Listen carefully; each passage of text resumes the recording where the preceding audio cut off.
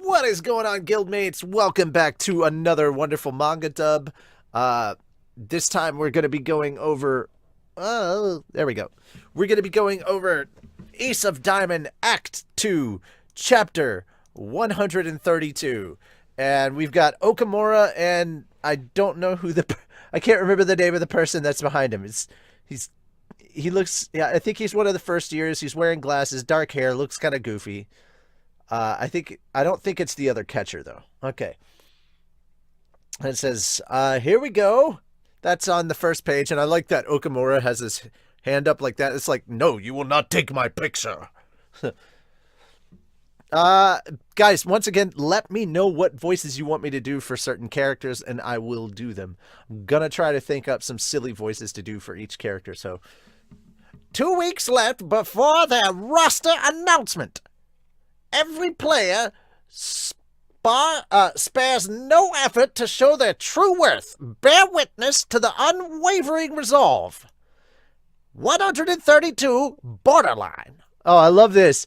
Okay, so back in school, in class 2B, I love that we have a very serious looking Ajun reading reading a baseball magazine. Strike! How not to lose to summer heat. So he's worried about the heat? Like, even though he always works his butt off in any heat? Well, it can get really sweltering on the field, especially on the artificial grass field of Jingu Stadium. Oh, I didn't know. He must be really frustrated over not being able to pitch the whole game yesterday. They say lemons with honey work best, right? Maybe I'll prepare some for him. I love the surprise on that face. They're both reading. Boss? Jeez. Where did he even get that book from? You guys scraped through your midterms just barely last time. Don't come crying to me if this time you do end up failing your test. I have no time or effort to spare on babysitting the two of you. Moving on to class 2C. I love that we get Furuya reading another book, and it says the title is Communication Revolution for Ideal Boss and His 100 Subordinates, which is why the guy was like, boss? And then, God, I can't remember his name. Kaneki, maybe? Guys, I'm pretty sure it's out there. Kanemaru. Is it Kanemaru? Okay. Anyway, he's looking behind. I love that this is his inner monologue with like a scowl. Okay. Kominato. Kominato, you shifted your center of gravity compared to before, right? Yeah, you noticed? Lately, I tend to split my weight at about 8-2 with my right leg as the pivot. That way I can watch the ball longer and I feel my reach gets a bit longer too. At least I think so. Oh, guess I'll try it at today's practice then. Does your swing go downwards from there? No, if anything, it goes a bit upwards. Seriously? The convo is too high level for me. In 2A, Yuki's just kind of sitting there, just staring off. Back in 3B, I love that we've got the captain and the friggin' I love it. Just the two of them. Okay. And you disputed those among them? Wording your offer in English? You don't need words when it's world famous Haichu. I love that we're getting the two of these together. Damn, I can't write like this at all. At this rate, even trying to write with my left hand might work better. Oh no, give me your notebook. Aw, that's really nice because Ono's hand is kind of messed up so he can't write properly. I'll take notes for you. Zono-san. Oh, I love this. He looks up and he's got like the little blush kind of marks, I guess. Stop trying to look cool, huh? Next period, I'll take notes for him. Count me for the third period then. See? If you want to help out, don't be shy and just say so for the start, morons. Shut up! Don't try and put on hotshot airs with a face like that. Would you say? Okay, stop now. And oh, cool. So on an iPad, Tokyo representative team led by Coach Kunitomo of Inajitsu faces U.S. rep team. Friendly games. Okay, so they're catching up. Ace Furia's pitches really are. Oh, okay. Okay, so this is Yuki talking to the other catcher kid. I can't remember his name right now. Are Furia's pitches really that hard to catch? When they break at those speeds, you bet. But I'll do something about it until the next game. Then how about considering it from the batter's perspective? How do you go about hitting them?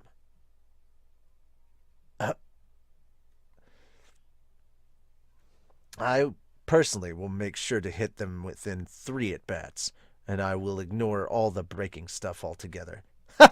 You're really insatiable when it comes to batting, huh? Okamura, meanwhile, in 1A, is he imagine catching? What is he doing? Some kind of weird technique. I love that they're all blushing. Why is he reaching for the sky and making a grabbing motion? Is he trying to seize the world into the palm of his hand? That's crazy. I love the transition for that last line of dialogue because it's right outside the baseball field. And even though, all right, this is like probably the first time, but even though it's in manga format, just seeing this, just seeing the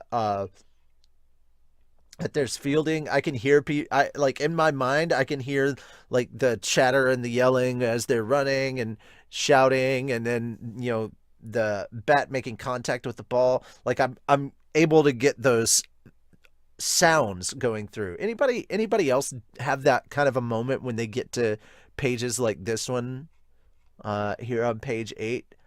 Anybody? Just curious. Oh. And Captain hits one and it goes off as a homer. And he hits he hits another one. And another one's out. Wow, he hardly misses too. Tokyo Senbatsu gave him a boost in motivation that huge, huh? I will hit off him. Ooh, that's nice. That's some pretty intense stuff right there. Kawashima, last one. And he hits it. Does he barely hit it? And to which he's kind of, I don't know where it went. I don't see where the ball went. But the pitcher's like, whew. And he nods to him. Guys, I'm so sorry. I'm blanking on just about everybody's name right now. I'm so sorry. Nice pitch. That had just the right amount of spin. Then it's little brother looking good, eh? And I love that he's giving him the let's do it sign. Let's have an all-out dead serious duel. Ooh, okay. So now the other little first-year catcher that's working with Furia is doing batting practice while Furia's tossing the ball. There's some fielding practice going on. I don't know this doesn't look like Yuki. So and they're working their asses off, and he says, "Not yet. Nothing is set in stone yet. I'll keep struggling with all my might till the very end." Throwing. Okay, so I think he's looking at how much effort that Ajun is putting into just pitching. Okay, so they're doing fielding practice. It's always good to run up and like make sure you're running up when you catch that grounder and then you throw it. Few things compared to the frustration the two of us experienced in spring when we were dropped from the roster for Senbatsu because it only allows up to 18 players. We had our pride as fielders, as batters, and even as base coaches. And now we'll be damn sure to make a comeback. Okay, so I'm guessing these are like second or third years. Oh, here we go. On the weekend, Sato welcomed Togo Academy from Kanagawa as well as Nagakura and Tadaka West, powerhouses from Saitama. 4 games ended with 3 wins and 1 loss. In 2 of those matches, Ono served as third base coach on orders from the coaching unit. Sawamura pitched 8 innings pitched, 108 pitches thrown, 5 hits given up, 1 walk ceded, 7 strikeouts taken, 0 runs lost. Furuya, 8 innings pitched, 124 pitches thrown, 4 hits given up, 4 walks ceded, 13 strikeouts taken, 1 run lost. Okay, right now, Sawamura's got a better record than Furuya does. Kawakami, 7 innings pitched, 89 pitches thrown, 9 hits given up, 1 walk ceded, 4 strikeouts taken, 0 runs lost. Okay, Kawakami definitely is second right now in as far as the 3 leads in pitching. Kaneda, 4 innings pitched, 64 pitches thrown, 7 hits given up, 1 walk ceded, 4 strikeouts taken, 4 runs lost. Kawashima, 4 innings pitched, 78 pitches thrown, 7 hits given up, 4 walks ceded, 3 strikeouts taken, 4 runs lost. The starting catcher in all the games was Miyuki, replaced by the first-year catchers from the mid-stage on. Yui, 6 at-bats, 2 hits, 1 error. Okamura, 5 at-bats, 4 hits, 2 RBIs. Oh, I like that. I'm really liking getting not just the stats from what they've got here, but like you get to actually see like the sheet where they list all the stuff. I love seeing Ono as third base coach. I love seeing Sawamura just getting out there and doing his thing. Furuya, of course. More excited about Kawakami. Like, I really want, like, if anything, I'd want Kawakami and Sawamura to be starting pitchers, and then freaking Furuya to be a relief pitcher. Swap them out. Basically swap the positions that they had as first years.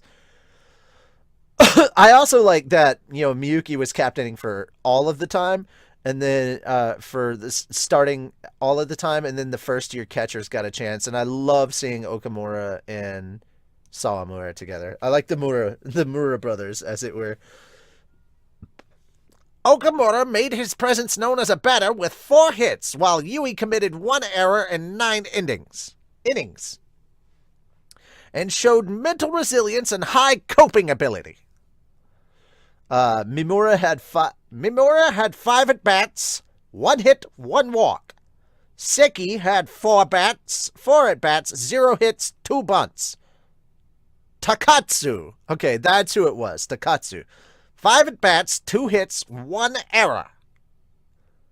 The survival race reaches its climax. Next time, the 20. Holy crap, we're going to actually get the list of who is going to be on there. I want to know who got the ace number, but we're going to find out next week.